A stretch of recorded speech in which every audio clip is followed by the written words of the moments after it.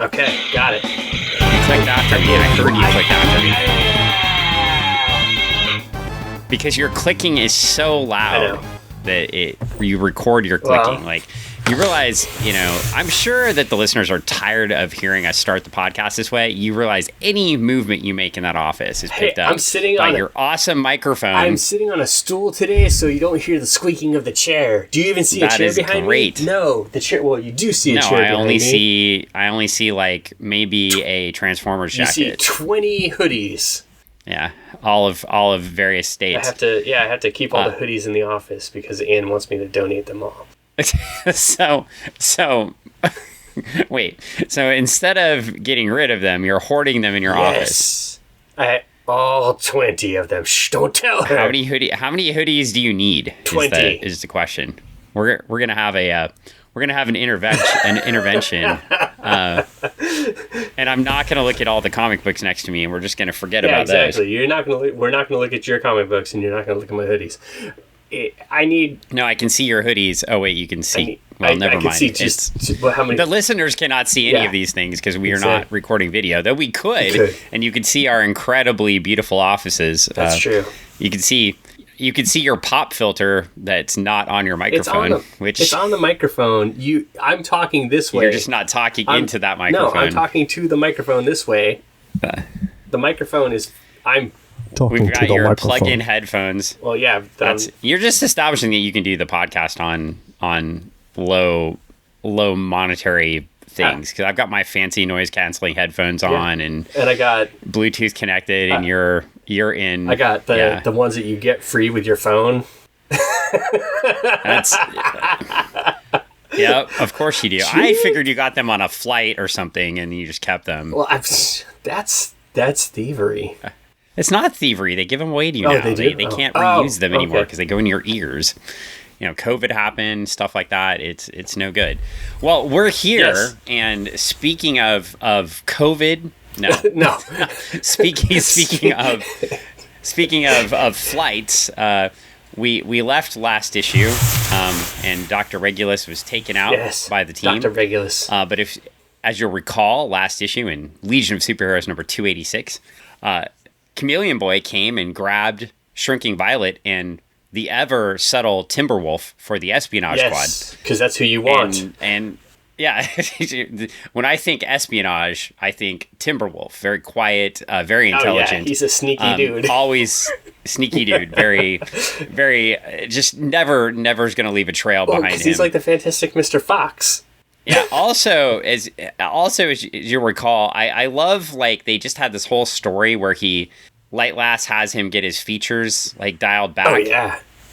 And then they immediately have Keith Giffen start drawing him, and the wolf features are already starting to come back a little bit. It's almost like that whole entire surgery just didn't work out. It's like when people get fillers and stuff like that, or Botox, and it's like it only lasts for for a short amount of time. I remember there was this lady that I used to work with, and she would get all sorts of things, injections and other stuff like that. She had put some horse fat in her forehead, and it ended up melting, and then she had a big divot. and it is what I'm trying to say is sometimes things just don't last. Maybe it wasn't horse fat. I don't know, but what isn't gonna last is this artistic pairing for the cover.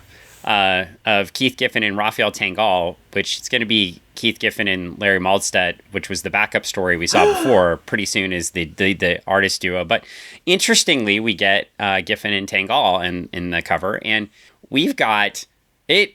It doesn't look like it's going well for the Legion on this cover. It looks horrific. At least the Espionage Squad. It's got it says the Legion of Superheroes, and I love. So we're going to see a few out, but Giffen gets really cool with the covers and how he draws things to interact with the logo, or when the logo just becomes the entire cover in a few issues, which I've read that may be one of the first times that ever happened in comics, where he just makes the logo the cover, and it's awesome. But have the poster right over here. In fact, nobody else can see it, but you can see. I got it right there. Okay, yeah. So I grabbed a promo poster that they sold, and I yeah, so it was cool, and it was in good shape, so I was excited. Anyway, it's Legion of Superheroes number 287, Legion of Superheroes versus Karlach, odds against survival 17-1. Ooh, bad news. And it looks like, and I think, now, I don't know if they said this last issue, but it looks like we've got the Kuns back. Oh, man, the Kuns. So that just means you have to be very careful the entire episode about how you say certain words. That's right. Kuns. Just don't refer to one. Yeah, it's Kund. Kund. See, I did it. There. Duh. You just gotta be. They're looking kind of Klingonish. Oh yeah, but that's okay. The Kuns have been around for a long time though, so it's. I think there's some Star Trek influence there, like on some of the ship designs too, which we see. But I'm okay with this. Star Trek later steals from the Legion too, so it's okay. Yeah, they all steal from each other. I like that. Well, we have on the first page, and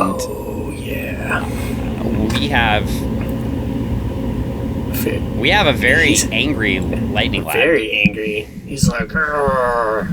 He's in.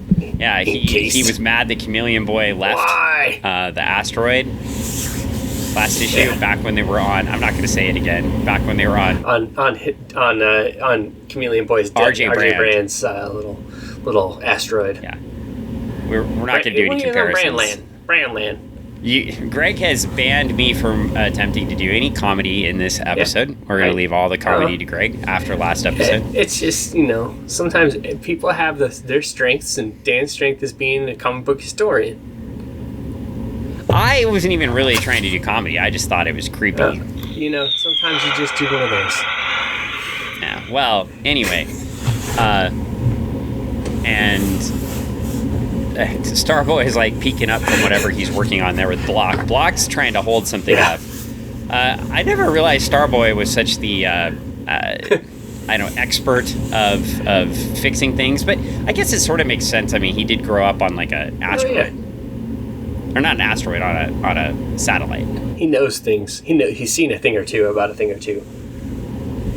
But Lightning Lad is very angry. He's so mad. He's all charged up, man.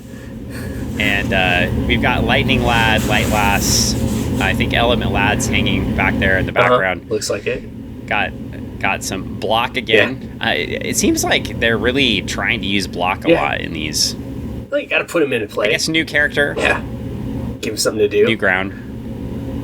And Giffen's still trying to figure. Well, Giffen and Broderick are still trying to figure out how to draw him this time. This time they made his pants just look like him. Like kind of like a loincloth or like a pant, like a wrap. I don't. Yeah, it's interesting. Yeah. Well, and then here come Sunboy and Saturn Girl, and Saturn Girl is pissed off. She's like, "What are you doing? Why is my husband running out screaming at people?" And anyway, basically, Lightning Lad has just lost it. He's angry, man. At a fair. Yeah. He's losing his bananas. And anyway, he's like, and somebody better tell me where Chameleon Boy went. So we're setting up the story. And by the way, we've got Paul Levitz writing, Keith Giffen, and Bruce Patterson. Patterson's on inks in the book, which is artist, which is still interesting. So it was Broderick and Patterson, right? Before. And it was always in Giffen and Mahlstedt in the backup stories. Now we've got Giffen.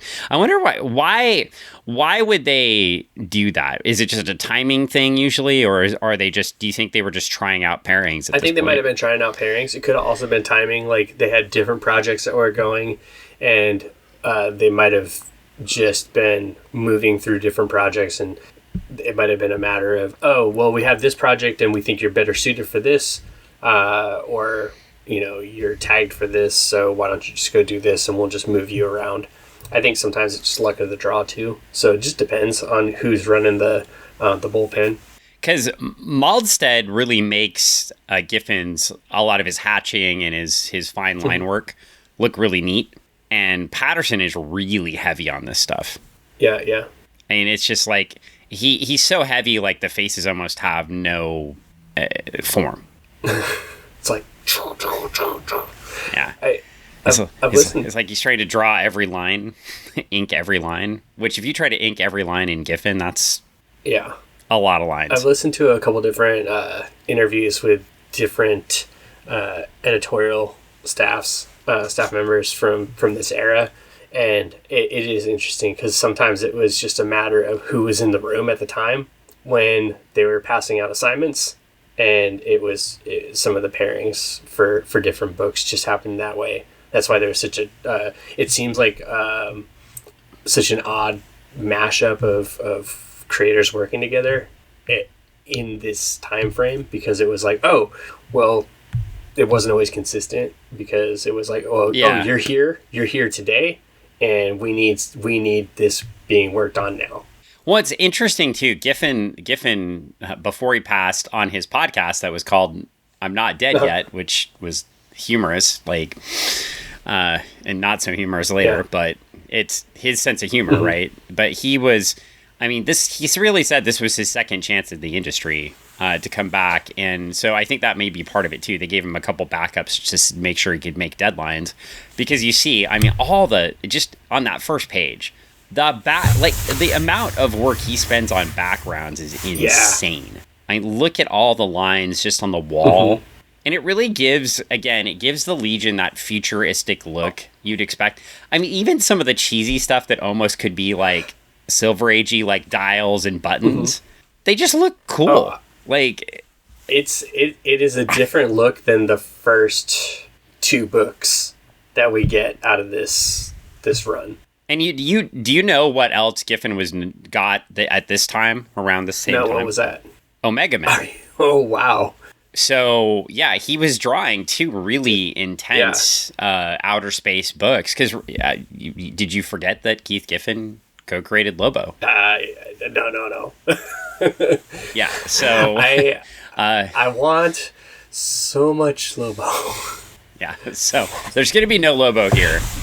Lobo will not appear in a Legion of Superheroes comic until, I believe, 1990. Oh, wow. So far away. Or 91. Yeah, we're not going to get there. But Giffen does actually... Al Gordon actually wrote the story, I think. Yeah, it was actually a follow-up to The Great Darkness, which we're getting into now, called The Quiet Darkness, which The Quiet Darkness was not the story The Great Darkness was, I'll fully admit. But it's not to spoil who's going to appear later, but I'll just say it was the second time that character appeared in a major storyline. So that character, the big baddie we're going to find out about here soon, not Lobo, showed up a couple times, right? Not Lobo. Lobo's not a big baddie. He's a anti-hero. He's not Timberwolf. Just don't kill his fish. Yeah, don't kill his fish. His dolphin. Interesting that he was drawing Lobo and Timberwolf at the same time. That's funny. Off and on. Yeah, and they're very similar but different. Yeah, anyways. They kind of are similar but different. Lobo, Timberwolf's sort of like the stupid. Well, no, Lobo's pretty dumb too. I don't know. Like, Timberwolf is Lobo light. Yeah, that's fair. It's like, I mean, he doesn't have. Don't hurt his dolphins, you know. Like, well, or don't hurt his fish. I guess they just look like dolphins. Yeah. But yeah. Well, anyway, we've spent a lot of time on these first two pages. I probably should bounce to the next page here, and we'll get into it. And then we see Chameleon Boy and Timberwolf, Lobo, Timberwolf, yelling at each other. Timbo. And it looks like they've landed. Wait, their cruiser. Can we just start calling him Tim Tebow? No, never. That's more offensive than anything I said on the last episode. So we've got. Okay, fair enough. I take it back. I'll walk it back. Well, I'm sorry. Also, I learned before we get into this. I forgot to address this at the top. As we get into this fight between two characters, I learned something this week from Travis, your co-author. But because I don't read reviews of anything, right? Because I want to watch it, right? So X-Men 97's out, and apparently people think it's woke. Yes, they do understand the X-Men. They don't understand the X-Men. They don't understand that from the very. They don't... woke since 1963. Yeah, they don't understand issue 1. They've forgotten. Okay. Well, anyway. So then X-Men is broke because they woke. Wait then. Oh, dang. Well, Legion of Superheroes not so woke as we get into this discussion here. They're so unwoke. They're very unwoke. They fight a lot. This infighting is so terrible. There is a lot of infighting in Legion, but there was in the X-Men too. That's true so let's see. I think the fun. Well, I don't say. Let's get into this. Let me get back to the story for a second. Yeah. So they wreck their cruiser, trying to get close to Kund space. And it's kind of cool. Like they make a ship out of Chameleon Boy, sort of. Yeah, well, he makes he takes an asteroid and he wraps himself around it. He's very smart, very smart. Well, later on was it 88 or 86? The Invasion series, I think it was 88. That Giffen also plotted. I don't know if he drew them. I think didn't Todd McFarlane draw one of those issues? We'll have to take a look and find out. Take those notes. Yeah, I'm pretty sure. But anyway, later on, when the Durlans are big baddies in that storyline, the Durlans actually can form together and make themselves into a spaceship. Oh, wow. That's kind of cool. Yeah, like this is pretty cool. So, yeah, I mean, this is a concept that sticks around. I mean, the Durlans made baddie appearances on Supergirl as well. Oh, yeah. On the TV show. And yeah, it's, I mean, the Durlans actually, I mean, they're an easy race to sort of spread around because they have the shape-changing powers, right? So honestly, anyone could be anything. Which makes the other storyline with Brand and Chameleon Boy even more absurd, right? Because what's the likelihood you're going to find your son, right? Well, I mean, maybe they give off a pheromone. Maybe, I don't know. Well, we get Kundia. Unfortunately, it does not say Encyclopedia Galactica, which does pick up later. But they basically do the same thing. A dark and dismal world perpetually eclipsed from the sun, from its sun by its own moon. The native race is humanoid to 7 decimal places of classification, but close contact is not recommended. Oh, it does say Encyclopedia Galactica. Beautiful. It's down at the bottom. All right. Hey. Ever since the discovery of the Kunds some years ago, they have spent all of their energy and effort to invade Earth and conquer the United Planets. UP forces have declined to retaliate in order to avoid total war. Military history of the United Planets. I love these so much when he's just dropping reference books in here into the writing. It's fun. It also sets it up so you don't have to go back and read 40 issues ago when the Kunds invaded Earth. Yeah. You're just like, oh... It's already there. And you could even go back to Jim Shooter's original run in Adventure Comics when the Kunds partnered with Nemesis Kid. That guy. To try to infiltrate the Legion. That guy was a bad dude. Bad dude. Or was that the Dark Circle? I may be messing things up. But, the Dark Circle and the Kunds were both in Earth War. So, it's funny, too. Last time Levitz wrote the book, his big epic saga there was it was 3. It was Mordru the Merciless. Remember? Mordru the wizard? Oh, we haven't seen him, have we? Talked about him. We just know he's buried somewhere. And the Kunds and the Dark Circle, they were all trying to take over the Earth. Dark Circle sounds like a band. It does sound like a band. It sounds like an early 2000s band. The Kunds sounds like a metal band too. Well, it sounds like something. It sounds like something. It sounds like a Norwegian metal band or something like that, or Finnish metal. Yeah, or a Jim Jeffries. Oh wait, Jim Jeffries act. Yeah, Jim Jeffries. Yeah. He says a naughty word a lot. Okay. Oh. It kind of sounds like Kunds. Oh, okay. Yes. Yeah. All right. Because apparently in Australia that word's okay, but here it's not okay.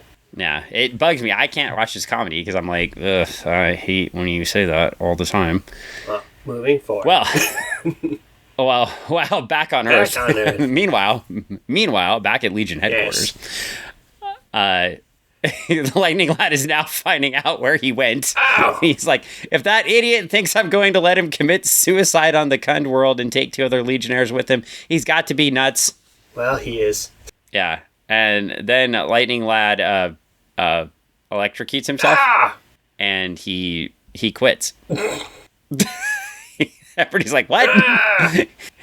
Yeah, Lightning Lad is no longer the leader, and now it's left to Deputy Leader Element Lad, who is also like... What?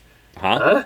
And Element Lad, after being deputy leader a couple times, because I told you about the voting, right? And people liked the idea of the character, so the fans kept trying to vote him in as Legion leader, but in the popularity contest, he would keep just barely losing. And so... This was the way of getting him the leader. He gets to be the leader for now and the annual, which we'll read soon. Okay. I can't wait for you to read the annual, by the way. I wish you'd read ahead. I've already read... Not only have I read all of these already... Maybe I'll read some more tomorrow. But I read 2 issues after. Well, maybe I will read some more if I get some time. But anyway... oh my gosh, so he's the leader now. Light Lass pulls Saturn Girl aside. Where'd you get those nice arm things at? Those arm socks. Her big gloves. Well, she's got to cover something. I mean, she's not covering much else. And speaking of not covering, we've got Cosmic Boy in the background who's not covering much. And then we've got... I know, he's very... And Block, who doesn't cover very much either. Yeah. I mean, he's like a rock, like it's all he's good. Block hard. So anyway, we get this conversation between, we get the start of a conversation between Light Lass and Saturn Girl. Yeah. And Light Lass, you've got to go get him. Timberwolf's with them, and she's all desperate. And okay, we flip. Now we're back on the Kund world, which even Bruce Patterson's inks can't mess up because it looks so cool. It looks like a heavy metal magazine from this point on. Like, honestly, when I flipped the page and got to this page and everything else after this page literally looks like a heavy metal magazine. I am not pulling anybody's leg on the podcast. I have a bunch of other expletive words. Well, and I think... Well, personally, too, I think he gets a lot of influence, no pun intended, but literally from, 2000 AD and the British magazines, too, because it has that look. Yeah, no, so I know you're saying like a heavy metal magazine, but when you say that, I think of heavy metal, like the cartoon, Yeah, no, too, that's what right? Yeah. Oh, yeah. Okay. I thought you were saying, these are awesome. Yeah, that's what, You meant heavy metal, the British magazine. Yes. And I went to 2000 AD, but same era, same idea. Same things. We're talking the same language, man. These are, and they get down to the planet, and since Chameleon Boy has exhibited zero plans so far, right? He's like, Shrinky Violet's like, what now? And they all use these. He transforms into a Kund of some sort with armor and stuff, and then Chameleon Boy does. And then the other two get these things called Distorters, which I don't know if this is the Distorters' first appearance, but it's one of the earlier ones, which basically allows them to do the same thing Chameleon Boy just did. Wait, they become Chameleon Boys? No, they become... I get the distorter creates like a distortion field around them, projects an illusion. So, and they even address it here. So they sort of address the absurdity of using the distorter because Timberwolf even says, this has got to be one of Brainiac 5's top 10 gizmos. Pre-program the circuits and presto, instant Kund disguise and as good as one of Projectra's illusions. And you remember Queen. Yes, Queen Projectra, yes. Right? They were in some serious trouble last time we saw them. I'm really hoping we get to find out what happened next. Well, we will. Oh my gosh! Can't leave them hanging. We got a couple of plots going on. It's okay. I know. It's deep. I mean, you wouldn't want to rescue them. Well, anyway, we get. I do like that they. I like how they start introducing things, right? They very quickly get the space helmets off their head, right? And they get the transparent spacesuits, right? That they later explain, about a year later, there's just a comment in there, a transparent spacesuit is like a one molecule polymer plastic, right? That expands instantly when they go... Well, I would expect something like that to be invented 1,000 years in the future, right? I would expect there probably could be something that could create a distortion field to make somebody look different. I do like how they start to introduce these things that should be probably used in the future, right? I think the problem with it is if you go too far with it, then, the powers that people have are kind of dumb.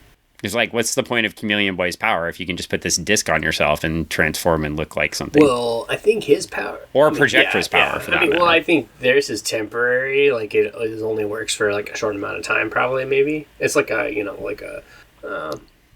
like a boost. But with Chameleon Boy or Projector, they have it's they can continually do it over and over and over again. Yeah. And well, better. Actually, thank you, College Humor. By the way, have you seen that game show yet? No. It's on Dropout.com. Paul, the jiu-jitsu lawyer, has a subscription.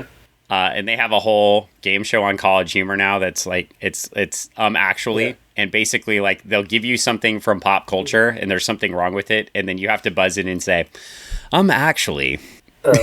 So it's just a big nerd game show. Kind of like our podcast. Yeah. So I was about to say, actually. And now I forgot what I was going to actually. Because I got distracted by talking about the game show. They're cool things, and then we turn the page, we get another heavy metal page. You know what these pages also look like with the coloring too. They look like the LEGION issues. Yeah. They do. I was gonna say like this ship that they have looks like the Watchmen. Yeah, kind of. Oh yeah, it kind of does like actually. I'm like, but that wasn't invented yet. Oh so. Wow, rip off. So because it looks like the beetle bug, which was invented by this point. Yeah. Okay. Oh. It hadn't been introduced to DC at this point, but had certainly been invented in Charlton Comics. Okay. So rip off. We are. Which they all, well, everybody anyway, rips everybody. It all goes back to Steve Ditko, right? Steve Ditko did the Blue Beetle issues for Charlton. Steve Ditko did some terrible Legion issues, which got us this new art team. Yeah. So it all goes back to Steve Ditko, right? If it wasn't for him, we wouldn't have this. Very good. If it wasn't for him, we wouldn't have a lot of things actually, but that's. Well, anyway, we get the three are walking through the neighborhood. Uh-huh. That affair, the Kund neighborhood. Yeah. And the subtle Timberwolf bumps into one of the Kunds who looks like he's wearing some cybernetic implants, and he gets pretty pissed off. Why, you spineless, you dare touch me? And this is exactly the language I would think they would use too. Like, you spineless one. Spineless one. It's attack language. Yeah. And then we get, no Kund worth his blood would wear a coward's armor. And they're like, uh-oh. Oh, wait. Remember when the guys in the ship they weren't able to take out the Haranth, the asteroid, the ship asteroid? They were all wearing this armor. That was the Legion intelligence on this armor. Apparently on the homeworld, they weren't too happy with the people that failed. So they don't want people to wear that armor. You do remember that from a couple episodes ago, right? Yeah. And well, yeah. Now we're going to the challenge courts. Oh, no. Oh, no. And they all have to fight this guy. This is bad news. Well, now we get a touching scene between sister-in-laws. I hate this scene so much. I know they're trying to make you feel this, and they're trying to drive it home by Saturn Girl was known by like a couple of names, like Iron Butt Imra was one I heard. The Ice Queen. She was always treated because she was the first leader of the Legion. She was always treated as she wasn't very emotional, probably because of her telepathy. Yeah. And here they're trying to give her some emotional bent, but especially what I know, it's not fair because I know what they do with Light Lass's character later. But this is she's sensing in her soul how much she loves him. And it's just really interesting because it's almost like I feel like her powers are out of whack. Because of her, I don't know that they ever quite explain this right, but obviously she's upset about Lightning Lad right now, and I feel like her telepathy's out of whack. It's not really working. It's not connecting. Yeah, it's like she understands that Light Lass must care for Timberwolf, but at the same time she's mixing her feelings and frustrations with that. It feels that way. I don't know if they don't say it, but it's there. It's implied, I think. Well, it says she measured the depths of another woman's love in an instant, and it's greater than her own, right? So it is illustrating her frustration with her marriage. Yeah, but I don't. The other thing though, like Light Lass's love for Timberwolf in the last couple issues have been very superficial. Oh, yeah. It's like, go to this asteroid and change your entire appearance for me. Fix yourself. And if you don't, yeah, I had to talk to you into looking more like a man. Like be a man. Be a man. I don't know. It's anyway. Yeah. All right, so now we're back to Kundia. We're flipping back so rocking. Like, that bottom panel is so freaking hard. Yeah, we see a bunch of domes where people are fighting. Yeah, battle domes. And these guys jump into a dome.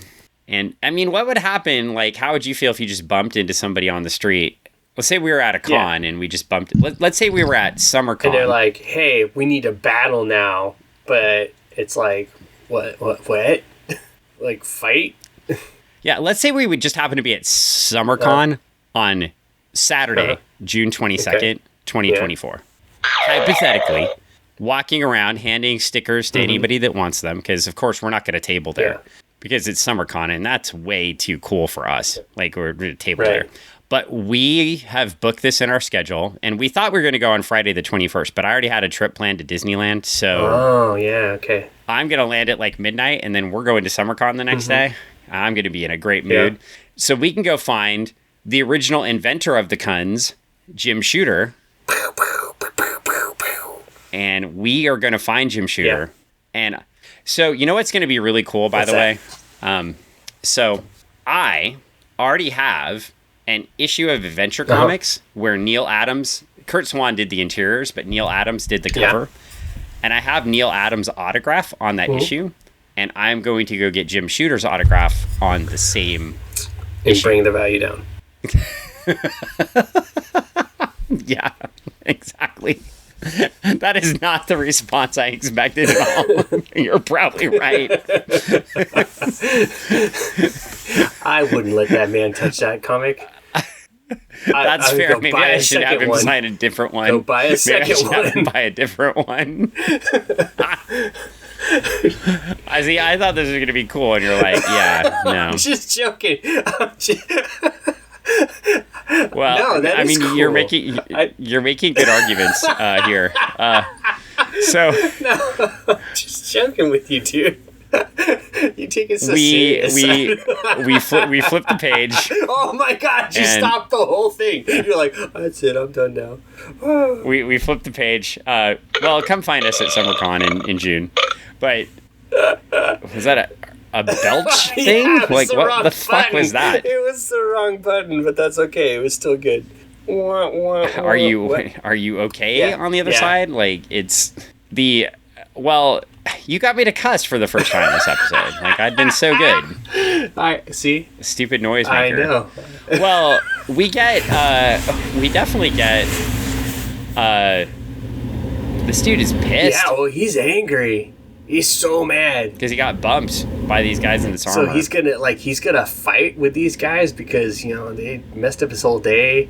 He's like got his battle diaper on. He's like, yeah, I don't know about this uniform. Yeah, well, it's his cybernetics, right? Maybe it has to extend down that far because Oh yeah. That's why he's favored 17-1. 17-1. Yeah, exactly. And it's like you can't see poor Timberwolf because he's got the GIMP mask on. Oh, I'm gonna get in trouble for that. That's true. People, come on! I'm referencing Pulp Fiction. Yeah. It's wow. You're gonna get in trouble for that. Watch out! You used humor. Like that's illegal to use humor these days. So don't. Well, we've got. He does look like he's in some leather gear. Yeah, metal. It's metal. It's metal. Yeah, it's so metal. It's full metal gear. He looks like he's in Iron Maiden.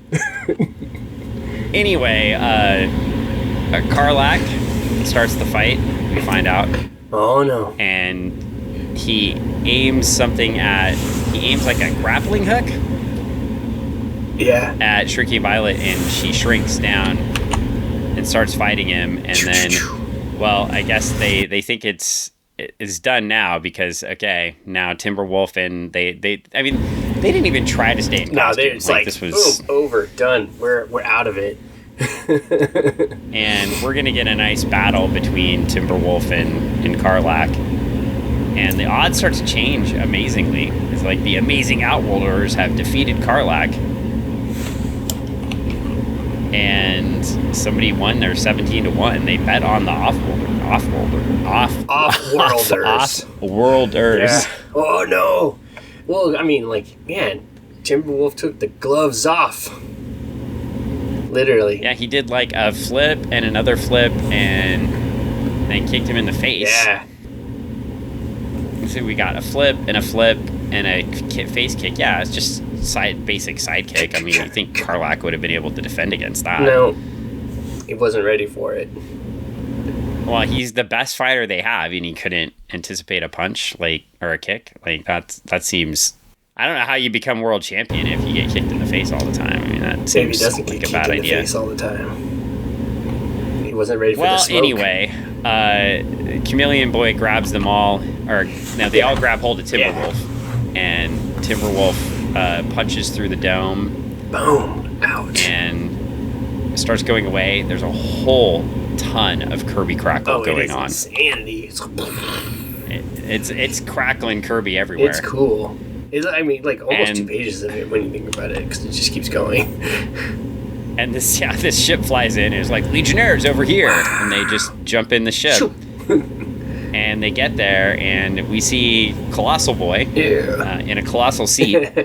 It's so big. And maybe with Colossal Boy there, Karlach wouldn't be favored 17-1 anymore. That's right. So we've got Colossal Boy in his giant seat, and they got him off the planet for a second. Getting out of and there. Then, damage report, Navcom dysfunction. Not good. Something went wrong. They got hit, right? Oh, that's bad news. And we get 5 Legionnaires missing, presumed dead. No. 2 more about to be burned at the stake. 25 pages aren't nearly enough to begin to say what happens next in The Legionnaires Are Made for Burning. Ooh. Long live the Legion. That's the end of the first story. We still got a backup here. But so you will get back to Orlando, and you'll get to find out what's happening with Karate Kid and Queen Projectra there. Oh my goodness.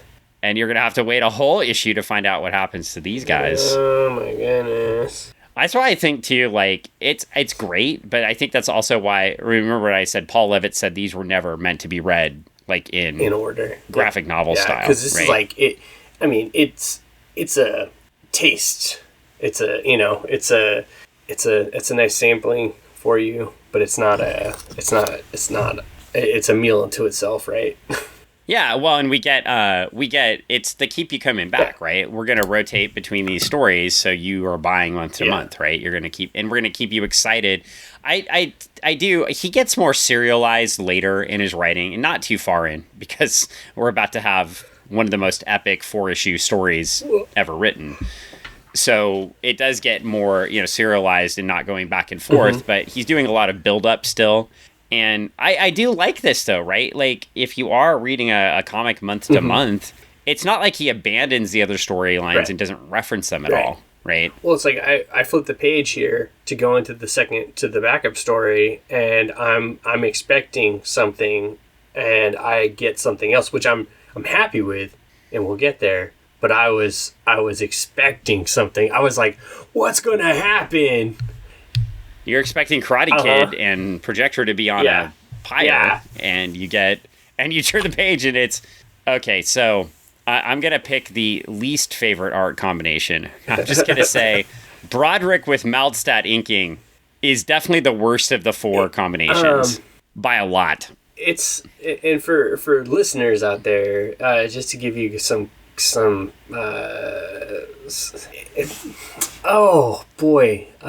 just to give you like an idea, if you grew up in the 80s and you were getting like a bag from McDonald's that had some artwork on it, and it had superheroes, and you were excited because it had superheroes on it, but then it also had grease from the hamburger or French fries, and this is that bag. And this is the artwork. Not to say that it's bad. No, obviously, it's still cool artwork, but it's just not. It's not as pretty as you wanted it to stay. Obviously, to Broderick, I read the Broderick interview in the Legion Companion by Tomorrow's Publishing, and Broderick said he was really disappointed he didn't get to stay on the book for the Grey Darkness saga. Yeah. I am not very disappointed because the other art is so amazing. What I'll also say too is some of me thinks that like they switch Giffen to the main story, and they're like, Pat Broderick, this is going to be your last 8 pages on the book, and maybe just maybe he might have been frustrated, and maybe this wasn't his best effort because the art in the other books with Broderick does look a lot better. It looks a lot better. This looks very flat. It wasn't Mahlstedt inking it either, but it does look a lot. The Broderick Patterson stuff looked a lot better than this. Even like I'm thinking back the scenes on the asteroid with them playing volleyball and stuff. Like he could draw figures. Yeah. Here he could definitely draw figures. Here it wouldn't indicate he could even draw Shadowlass's costume. Like if you're looking on, well anyway. It just sucks because this is the start of a big story, and this little piece that starts it just doesn't do it justice. The writing is great, but the art, but the story, I mean, it tells a good story, and that's all that matters. I guess. I mean, I don't. Well, anyway, sometimes you just have to take with what you're given and enjoy it. Yeah. If I've learned anything, that's what it is. Well, what we find out is the United Planets asks ask the Legion of Superheroes to investigate a world, and Mon-El does what he does best. He grabs Shadowlass and he flies into space. Super disappointing that they have the stupid that nobody told Pat Broderick they don't have to wear the globe helmets anymore. But they do. So she does. Yeah. I know. Well, I think that's something an editor should have taken care of. Right. So Mike W. Barr, come on. Step up. Come on. That should have been taken care of. And it really does. This really does issue the end to the short Broderick run on the book, and that's fine. Right. I won't get too mad about it, but I don't know. Every time I read this, it just annoys me because the front story art is so good. Right. Even with the heavy lines, right? And this is just, well, it is what it is. So we find out that they are investigating this world. We can get through this story pretty quickly. There's a lot of talking between Shadowlass and a lot of dialogue. And Mon-El. Back and forth. Yeah. And he's establishing their relationship. This is one, though, where I think he gets so comfortable with the characters, right? And writing all the dialogue for all the characters that maybe Levitz doesn't do his best when it's just a couple of the characters, because there's still just a lot. There doesn't need to be this much for the two. Yeah, he's like, oh, well, I have to have something on every panel. No, you don't. You could just, like, let the art talk. Let the sound effects talk. But we do get some background story, and I think one important highlight to point is Mon-El says, true enough, my love, but this is a singularly mean looking place. I spent 1,000 years in the Phantom Zone without ever catching a glimpse of anything like it. And as a reminder to those like Greg who didn't read the Legion of Superheroes, those of you who remember, Mon-El's imprisonment goes way to the head of the class. Mike W. Barr, that really actually doesn't help in an editorial note. What you could have said in an editorial note is Mon-El was imprisoned in 1,000 years in the Phantom Zone while they worked on a cure for his lead poisoning. Oh. That took 1,000 years for... It took 1,000 years for science to catch up with healing Mon-El so he could come out of the Phantom Zone, because Daxamites are allergic to lead like Kryptonians are allergic to kryptonite. So, as you can see, that's pretty dangerous if you are a Daxamite, because lead is everywhere. See, terrible. I see that led to his imprisonment in the Phantom Zone. Yeah, not so great. It led to his imprisonment. Yeah, I got you. Yeah, so... Well, what we get over the next couple pages is some really cool action shots of the world just attacking them, basically. It's dangerous there. There's like a bunch of weapons. There's like tanks coming at them, and safe distance. Yeah, the tanks are they knock Mon-El out. Mon-El is sort of like the Legion's Worf, right? if you need to establish how powerful an alien is, you have them beat Monella. that's a good assessment. I like that. Yeah. And so anyway, we get a couple pages of stuff beating up poor Monel, and he wakes up. He's like, Shady, what hit me? And she's like, I don't know, love, but it's okay. Or it's okay now, and don't ask me why either. But my flight ring is buzzing, and they signal Legion HQ, and they just are going to tell everybody that this planet is off limits. But as the planet awakens, oh no, we get this. But were the truth to be known, it would not be considered 1/10 of as important as an event unfolding on the far side of the barren world on which the Legionnaires stand. A simple event, yet one that heralds many others greater, more dangerous. A plume of smoke rises blacker even than the starless night around it. Age stone creaks upon the age stone deep. What? Age stone creaks upon age stone deep in a crypt far below the fiery pits that still burn like pockmarks on the face of a burned out globe. A hand moves, fingers twisting gently, seeking a neck to crush. An arm shifts, moving, reaches out for power. He wakes. He has endured there for many years, waiting, recovering, gathering the strength that once toppled worlds. Now he is almost ready. First, he will emerge and test his strange future world where the humans have grown so strong. Then he will strike and darkness will cover all with fear. And when he has won, he knows it will all be dark once more, with nary an offending star pimpling his sky with light. Oof. We get a page. Chills. We get a page. Electrifying. Yeah, we get a page where they're like, "Hey, we're gonna put a distress beacon here, tell people to stay away." And then we get his face, sparkly eyes, and he says, "Worship the darkness, fools, until the day it comes for you." Oh, that's a bad dude. And it says, coming soon, the servants of great darkness. But will they be coming for you? Or you? Or you? Or you? Or you? I mean, it is a good teaser for what's to come. It absolutely is cool. And I mean, I love it too, because if you look in the panel before his face, and if you knew the Kirby character, you probably could figure this out, because you're getting a half back view of the head. Yeah. Right? But they're giving you enough to where you could potentially figure it out, but not enough. And then they take this away from you later, and then they'll bring it back. I figured it out when I saw his foot. Right, but you've lived with the character your whole life. I figured it out when I saw his pinky. Well, pinky toe.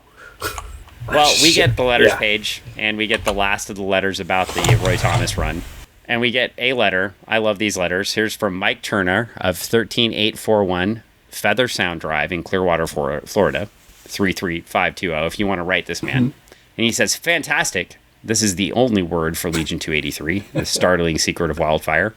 One hero being spotlighted is a great idea. Mike Turner, are you reading the wrong series? Because there are lots of series that feature one hero. This comic, however, is not one of them. Maybe he doesn't enjoy the Legion of Superheroes. Maybe he would just want to read Superman or Batman or Hawkman or any number of other books. Wonder Woman. They write him like literally a page back.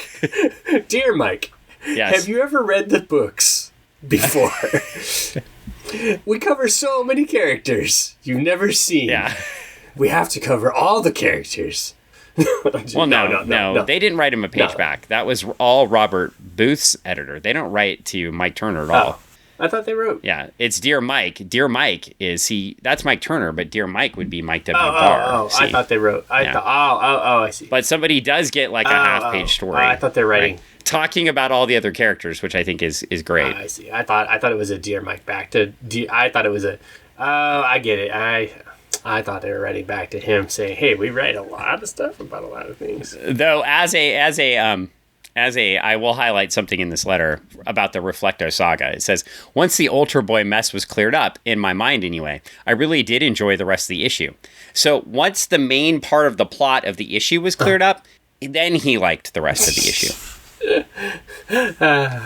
So, I mean, by the way, the Psycho Warrior in that issue is one of the worst characters ever in comics. But, you know, it's all good. No, we don't. Listeners, if you want us to read about Psycho Warrior, there's a reason we started where we did. I think it's up to the listeners.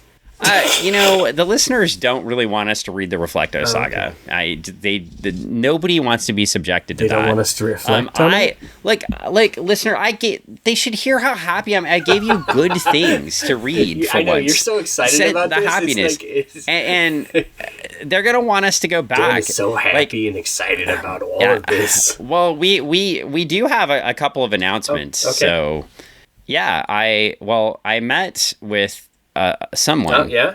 Yeah. Who'd you meet with? I did. What? Are we gonna talk about it, or are you just gonna tease about it? Yeah, well, I think we it's probably fair to talk about it there. We're most of the way there. So we said this year there would be some network changes, and we thought maybe it would be us expanding our network, but we still may do that, and it's entirely possible. But we are gonna partner with another network. What? Yeah. Partnering with another network. Yeah, so our podcast is still going to be on our YouTube. Still going to be on Funny Book. You still look for us. You're still going to find Funny Book Forensics.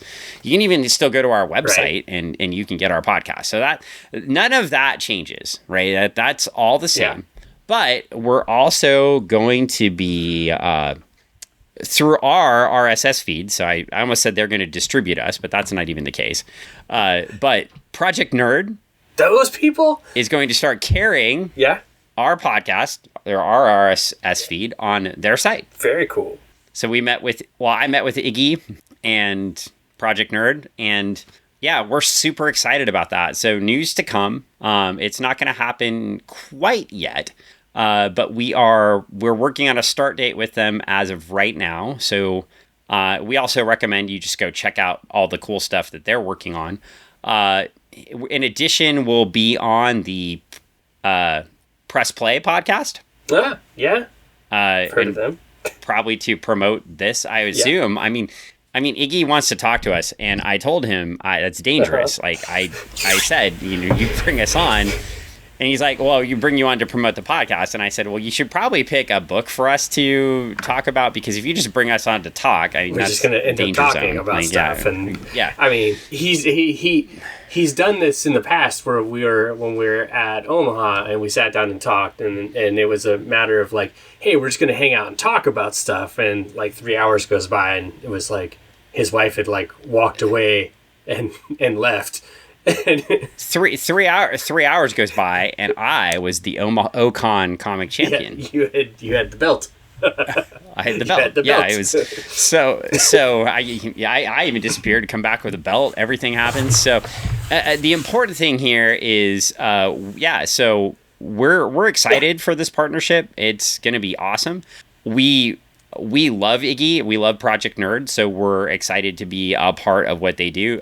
This also the partnership does include that this could be, maybe it won't always be Greg. You might be just stuck with me, but this could mean that we have a bigger presence at cons that Project Nerd helps run too. So if Project Nerd's at a con, then we potentially are invited to go out there and do some interviews and maybe host live episodes of the podcast again. So I think excited about some partnerships there coming up. Of course, it gives Greg an opportunity to promote his books, which we'll talk about at the end, in various places across the country, but also gives us an opportunity to partner up, gives me an opportunity to scratch the itch of doing some interviews with comics creators that maybe we could even record some of those.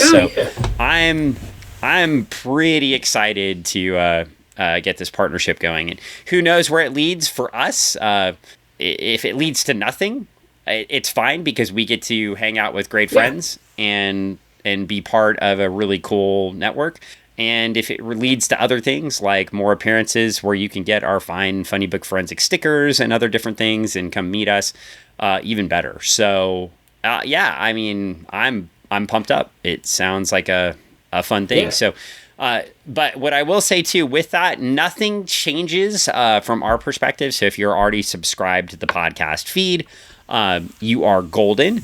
In the near future too, in the podcast notes, I'll also though put in the feed for all of the Project Nerd podcasts, and Iggy creates one big feed where everything they do goes through that. So that would include us. So if you wanted to pick up more podcasts, you thought we were awesome, go check those out. And you were like, those guys are awesome, their friends must be awesome too, then you could go and check out these other podcasts as well. So they have a brand new pro wrestling podcast that I totally forgot the title for, which really makes great promo work for me. So that's but yeah, we'll get that in there next episode. But yeah, so just dropping that in, and that's going to be great. So we're rolling with that. We also, of course, we aren't joking about going to SummerCon. Greg's working on getting that Saturday off months in advance. But we will literally just be walking around SummerCon. So you'll see us with our fanny packs and our hats. And don't forget to wear your Funny Book Forensics hat. Wear it. I will wear it. I have it. It's actually behind me, but I was wearing my other hat. But, maybe I'll get us some T-shirts. Oh my gosh, T-shirts! So yeah, I mean, if you see us out with our T-shirts, come talk to us. We will nerd out about comics with you. And then, of course, Greg has a book that is coming out in the first week of March. The first week of March? That would be Absolute Zero's Camp Launchpad, written by Michael Tanner and myself. And actually, when this podcast comes out, it will be out. I think it'll have been out for 2 days. Oh my goodness. If it comes out on March 4th. Oh my goodness. Yeah? Hey! Yeah. So, anyway, you should be able to buy that. I've got the links in every episode. You can buy that thing on Amazon. Of course, if you buy the hardcover version, you will get an MXPX CD. It will smell like vanilla cupcakes. It will have cordyceps mushrooms to turn you into a zombie. It will have none of those things. And of course, everyone will get a pack, are you ready, of Sports Flick baseball cards from 1986. That must be coming out of one of your boxes. I think I sold all those to Ann, actually, and she's already sold them all. Sold them all, because I was like, unless you have more, I don't think we have any left. No, I had some unopened boxes, and I think I gave them to Ann. So, or she paid them. I should have held on to them. They're probably worth a ton now. They're worth so much, dude. They're worth like $250 now. That's instead of $150. Yeah, it's incredible. Well, anyway, no, $250. You can also, of course, find Greg at the Retro Emporium in Kent, Washington, on Meeker Street. Relive your childhood. You meet. Sometimes Greg's there. Ann's always there. So. Except on Mondays. So if you want to go hang out, go look at cool stuff. If you're in the Washington State, in the Kent, Washington, Seattle, Tacoma area, go visit. And we'd love to see that happen. Also want to give a big shout out to Comics the Gathering in Tacoma, who are in Lakewood now, who I haven't been to their new store, but look them up. They're great guys. And they just got out of a crappy location and a crappy lease and moved to a brand new location. So better store. If you're up here in the area, go ahead and support their store. There's lots of great stores that we talk about here. So I don't, but I just wanted to bring them up because they got a brand new location. Awesome. And we should support them when we can. Support your local comic shops. If you have a local comic shop you want us to call out, let us know. Actually, message us on Facebook or Instagram.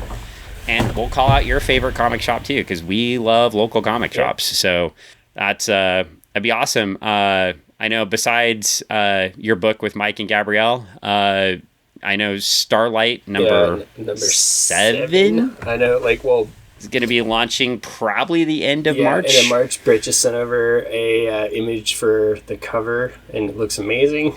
I'm pretty excited. I can't wait to be able to share that off with people. It's going to look really cool, so be on the lookout for that. As Travis, where every character dies. No. So that is not happening. Yes, it's going to be a terribly sad ending where everyone dies. I know how you all do this thing. Hush. Oh, is that why you don't give me the advanced copies? No, Dan. As an esteemed member of the comic book media, yes, I feel like I should get advanced copies of books like from Little Brown Publishing or I have no control from Overcast Comics. It's as an esteemed. I mean, with the sheer amount and volume of listeners we have, yes. I am now an influential voice in comicdom. Yeah, I will see what I can do. It is incredible what I don't get to see. I am so sorry. It's unreal. You know, it's important, though. What's important, yes. too, is even if I did get to see it, I wouldn't be able to actually talk about it or share it with anyone because it has no page numbers, so I wouldn't be able to reference anything that people would see and talk about. Yes. Starlight has no page numbers. Did you notice all those Legion of Superhero books have page numbers, so I could reference a page number and go back? I can tell you that Absolute Zeros has page numbers. Gabrielle has put page numbers. Gabrielle Gomez has put page numbers on theirs because, you know, she cares about what Dan thinks. That's as everyone should. I mean, that is.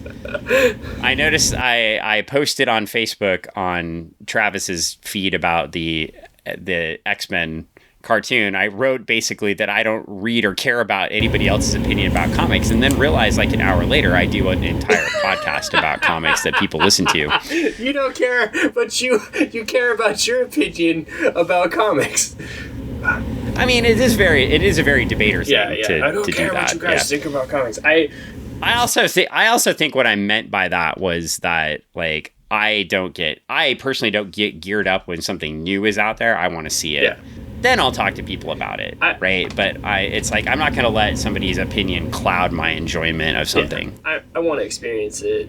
That's like, you know. I mean, it could be really terrible, like the Blue Beetle movie. I haven't seen it. I haven't made my opinion of it. Everybody's like, "Oh, Madam Web." I want to watch it. I'll give it I'll see what I think. Oh yeah, well you're getting a free Madam Web T-shirt. Where's mine? Like this is the kind of thing I set up the partnership with. I'm the one that actually does the partnership with Project Nerd. I'm like, I know you have the long-term relationship with it, but I do the phone call where we arrange everything, and then the first thing we get, Iggy's like, "Oh, send Greg a Madam Web T-shirt." I'm like, well, I'm sorry. Okay. Also, too, I mean, don't I at least get one of those cool pink PN T-shirts or something like that? Part of my long-standing with Project Nerd is people should if you like memes and other fun things like that. Project Nerd has a whole entire page that's devoted on their Facebook. They do post a lot of memes, and I'm part of the team that helps put those together. We have a meme editor that picks and chooses the appropriate ones and posting them. You know that I don't understand how memes work. I know. So how is this fair? I know, it's not fair for you, but it's fun. You appreciate the ones the ones that you see, and most of the ones I really don't understand most of them. I honestly, create a lot, and I have no idea. Like this one. Which one? Well, I mean, this is just kind of gross. I'm not going to read it. Actually, the one you put in the chat. Oh yeah, don't. And then I don't know where this creepy little girl came from that shows up. Like it's just. I don't know. I honestly just don't know what's happening most of the time. So. Yeah, but that's okay. It's I read comic books and read history books about comic books. It's real, and I'm gonna have chicken thighs for dinner. Like I've got the basics mapped out, right? We're good. You're good. So we're square. Yeah. So anyway, I had to think about Project Nerd. I posted so many of these, and I was like, oh yeah, that one. That's not even the worst of them. That's the. Project Nerd. Yeah, Project Nerd. Project Nerd. Yeah. Well, anyway, we're friends. We're friends. I guess. So you should check them out because we're teaming. Yeah, you probably can find them at Project Nerd. Something. Yeah. Project Nerd. dot com. UK. You can find them at no. You can find dot Canada. Dot Canada. Dot Canada. Dot Colorado. They got their heads, their mouths like slapped together because they're Canadian. Flappy jaws. It's project-nerd.com, by the way. That's how prepared I was for this, as you can see. Oh, hey, look, if I go to their website, I can also tell you that their brand new wrestling podcast is called Spandex Stand-Ups. Spandex Stand-Ups. And then... Yeah, Project Nerd's first wrestling podcast is here. You probably... you know what? If we do the video game thing, it'd be funny because you'll probably play really well and I'll probably play really bad because I don't play that type of video game at all. You know, you underestimate my ability to be bad at video games, right? Like, you're like, oh, Dan will do better because it's football. You probably will play. Do you know really I broke a controller when Paul hit a home run in baseball off of me? Dude, I can't let me playing football games is like me playing like a fighting game. It's just like spamming like it's like, oh well, yeah, and that will probably make you win. I right? gotta do a bunch of stuff to make them pass or block or whatever. I don't know.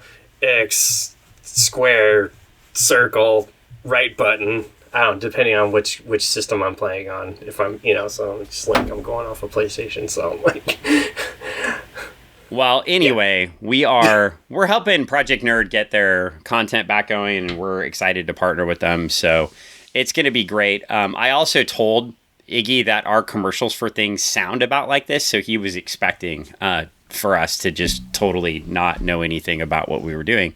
Exactly. But we knew everything, right? Yeah. And by the way, if you go to Project Nerd's website, you will automatically be sent 10 silver coins. 10 silver coins? For what? You don't know where they'll come from. You don't know where they're going to come from. You don't know where they're going to go. You don't know how they're going to get there, and you don't know what they'll grow. Silver coins. They're all gonna appear behind your ear. All behind your ear or in your toes. Well, yeah, anyway. In between your toes. Yeah, that's where we're going. It's all good. Like the rubber hose. Well, anyway. Yes. I think we should probably wrap this one up. All right. Well, we'll wrap it up until next time. Okay. Well, look, they have a whole article dedicated to my birthday. They have an article dedicated to your birthday. I've written a few articles for them. 5 quick men's Halloween costumes from Amazon. Yeah, I write for them sometimes. Wow. Did you write this article? No, I did not write that article. I wrote an article about the Warriors because I love the movie The Warriors. Well, there is an article in here about BoJack Horseman being a perfect explanation of mental health, and I agree with that 100%. In fact, we've discussed this. When I watch BoJack Horseman, I get quite depressed because I have to confront my own reality. It's such a good show in the sense of, like, it's very deep. Yeah, you just also can't watch it very... It's like watching The Whale more than once. Dude. Like, yeah, no. Did you watch it? I've watched key portions of it. I can't watch the movie. There's a lot to unpack. Oh yeah, I maybe teared up. There's a lot to unpack in that. Multiple times. So there's even more in that for me to unpack than you. So like it was. Well, anyway, okay. So before we leave this on a dour note, where I'm talking about, dude, why did you take us things? There? Wow, yeah, wow. We should probably people. The things we're excited about. SummerCon, awesome. Gonna go there. Go. Jim Shooter, what's up? Grimbor. Pow, pow. And then also Project Nerd, love it. Excited. And maybe some cons in the future that we can't announce yet. But we're gonna get on the grift. We might we're gonna get some money. We might get to do. Oh, you're talking about going to conventions. I was all talking about Oh, you were talking about selling the snake oil, the newspaper. Yeah. Getting the grit. Yeah, we're your favorite con. Golly, I don't know. We have fallen off a cliff here at the end of the podcast, which is fine. But yeah, it's okay. We're allowed. I rolled a 1. You. Of course you did. Let's just hope you don't cause me to roll a lot of 1s tomorrow night. You're going to roll nothing but 1s. I mean, they don't expect anything else from me when we do our game. So. I read that letter again, and I saw Mike Turner, and I thought it was Mike Tanner. And as I reread the letter again, I was like, gosh, that reads like something Mike Tanner would write to the editors. It does, doesn't it? He's such a grumpy dude sometimes. I love Mike. I mean, he's your writing partner. I know, but I mean, I saw him get in a fight with somebody about X-Men today online. Did you see that? And it was like... No, I have not been online today because I have a job. It was like 20 responses, and I was like, I would have just given up at 1, dude. Like, I would have just been like, okay, I'm done. But like you... Oh, well, that was not the conversation I was referring to. But it's... Well, anyway, I think we're either off. Are we off to 287 next? No, this was 287, wasn't it? Are we off to 288 or are we off to the annual? I think we're off to 288. This is 287, next and the issue. next one is I don't know. Well, anyway, read them both. I'll read them both. Excitement. We'll be do 288 soon, an annual one soon, and 289 soon, and 290 soon, and 291, and 292, and 293, and 294.